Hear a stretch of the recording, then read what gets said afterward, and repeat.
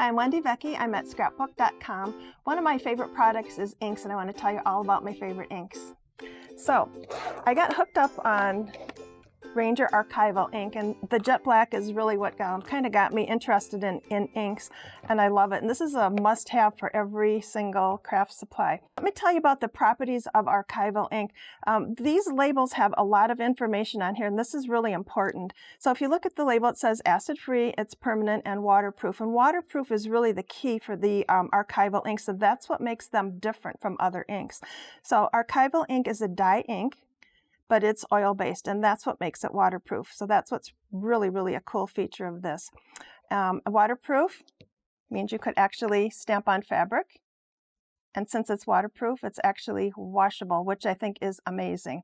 So this napkin I washed 3 different times. So you can see the color's still vibrant, the pattern is still really crisp and clear, and I think that's really a cool feature of archival inks.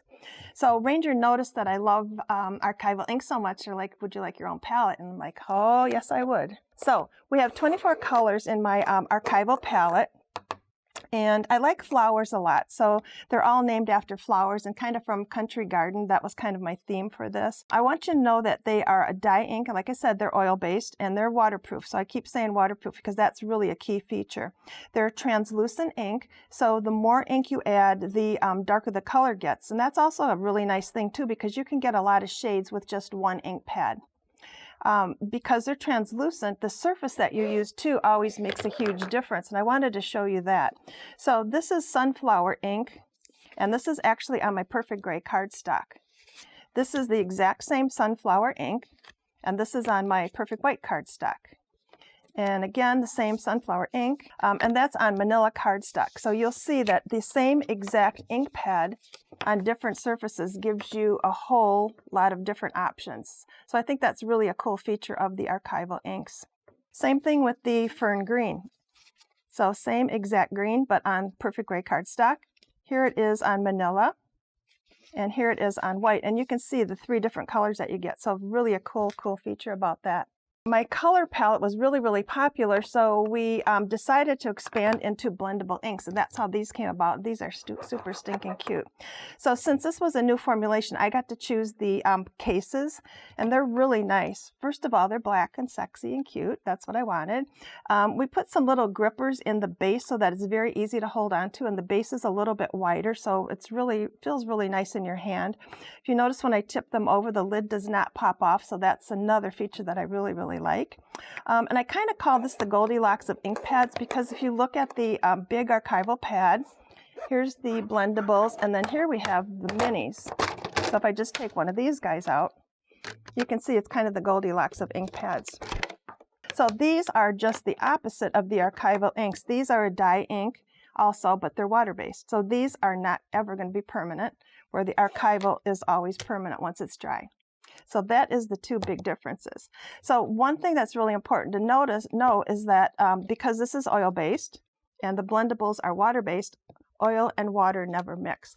So that's really a good feature. So I can do a archival background, and I can stencil or stamp on the top with my blendable inks. There's no interaction with the ink, so that's really nice. And I could do it just the opposite. If I want to do a Make Art blendable background, and I can stamp or stencil with archival.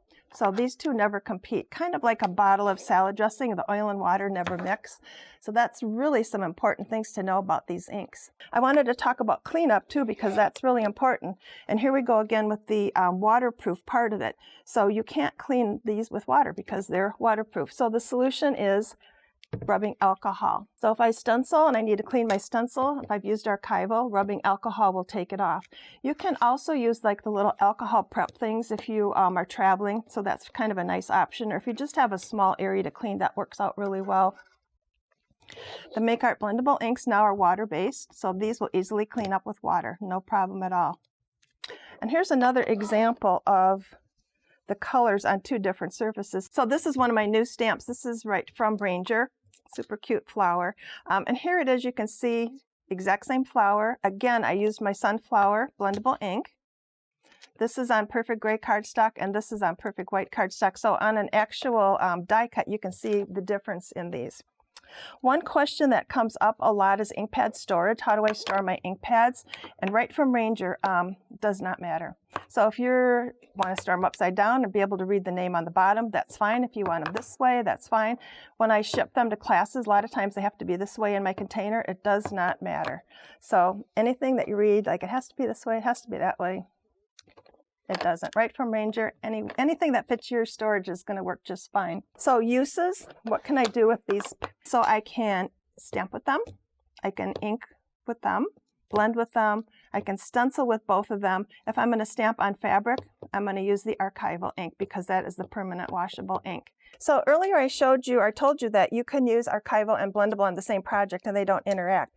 So I'm going to use my Orange Blossom archival with my stencil here and just give a little bit of a pattern here so you get some idea that you'll see that these inks do not react and they don't cause any interactions or problems with each other. So there is my little square grate stencil. And that is done with the archival ink. So now if I want to change the background color and I want to impact that color, I'll switch to Cornflower Blue in the blendable inks and go right over the top of this, and you'll see that those squares do not change. They are permanent. So I think that's really, really a cool thing. So I have my main element on here. Now I can add the background right over that with no interaction. And that's really why I love the archival and the blendable inks. One other thing, because these are a water-based ink, you can also watercolor with them. And this is my little ink palette here from Stampers Anonymous. And I like to use this if I want to watercolor. And here's a little tip. It's kind of annoying on the craft sheet because it slides around. But if you just take some water and lightly mist it, put it on the craft sheet and just kind of push it in place, it stays there then really nice. And so it's not sliding all over the place. So what I would do then is just to take my ink pad.